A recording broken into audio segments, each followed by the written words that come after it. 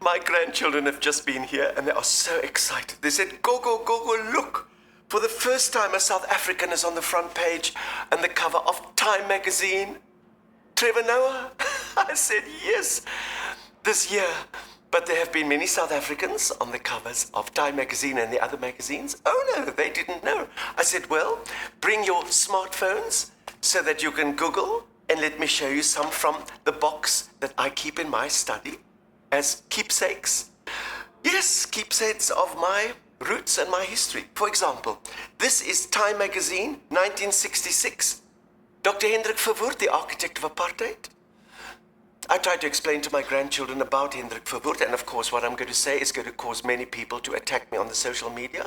But I liked him very much because I thought he was a very nice man, which he was to me. But I was white and Afrikaans and Calvinist. And he used to sing me Dutch songs when I sat on his knee. Nogal oulik. And then, of course, this terrible thing happened to him. He was assassinated in Parliament by Dimitri Stavrendas, who stabbed him with my favorite fruit knife. Nee, wag, ek kan nie daaroor praat nie. It's too terrible. It's so, so shocking. And then, of course, we have this English satirical magazines called Punch. And there is a cartoon of John Vorster, who became the next Prime Minister after Hendrik Verwoerd. That's when I saw my fruit knife again. John Vorster was cleaning his nails with it in the foyer of Parliament, so I never saw that fruit knife again. John Vorster was a frightening man. I didn't want to go into that with my grandchildren because it's a very personal thing. Ek was bang vir hom. He was the Minister of Police and of Justice, and of course, he brought many dark things into South Africa. Then, of course, just before Nelson Mandela was released from prison, here was a front page of Time magazine, and they made a painting of him because nobody knew what he looked like. That's why he looks like Harry Belafonte. Oh, Thabo Mbeki, very serious for the Financial Mail. I believe it took about 14 hours to get this picture because he didn't like the way he looked when he saw the Polaroids. And of course, can Mbeki hold ANC together over AIDS?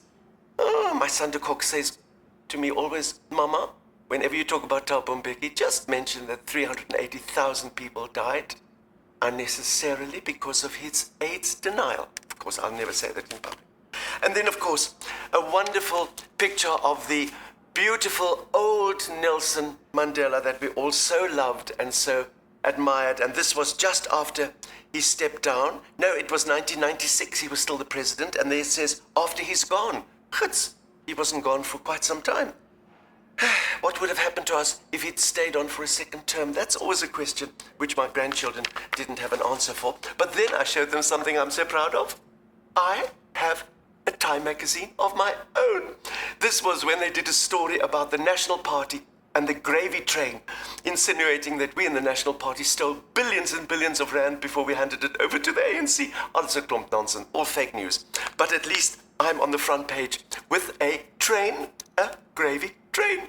My grandchildren were so excited. They took little photographs and they're sending it off to the selfie and the little tweet friends. And I said to them, well, you know, fake news is not something new, except this man has made it world famous. Donald Trump, just look at him and you know exactly what fake news means. Waar is my kleinkinders? Winnie Jean, kom. Let's go through this again. Me. Evita, and you know what we mean. Evita, always on the scene. Evita Bezuidenhout, Evita should be queen.